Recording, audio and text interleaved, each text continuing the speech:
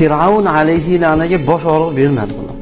Firavunda biror marta boshi ham og'rimadi, tishi ham og'rimadi. Bir yoshligida ham yugurib ketadi, qoqini bir joyga yiqilgan ham bo'lsa ekan, bir joyi singan ham bo'lsa ekan. Firavun alayhi la'na birorta dard ko'rmagan ekan. Birorta dard ko'rmagan ekan. Hatto mana bu tishlarini orasi ham siz bilan menga o'xshab ochiq bo'lmagan. Bir-biriga yopishgan bo'lgan ekan. Birorta ovqat yeyotganda tishini orasiga biror narsa kirib ketib qolsa, o'shanga qiynalib ham tishingiz orasiga bir narsa kirib qolsa, g'ashingiz keladi. G'ashingiz kelib qiynalib yurib, oxiri bitta zupacheskani topib, chiqarib olsangiz keyin rohat topasiz.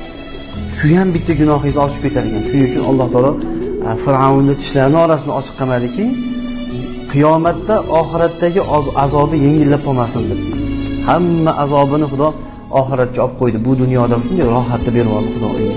Shuning uchun aytadilarki, ulug'larimiz bandani boshiga musibat kelsa, kasallik kelsa, qiyinchilik kelsa, dard kelsa, sinov kelsa, bu Parvardigor olamdan Xudoning mehribonchiligi bu.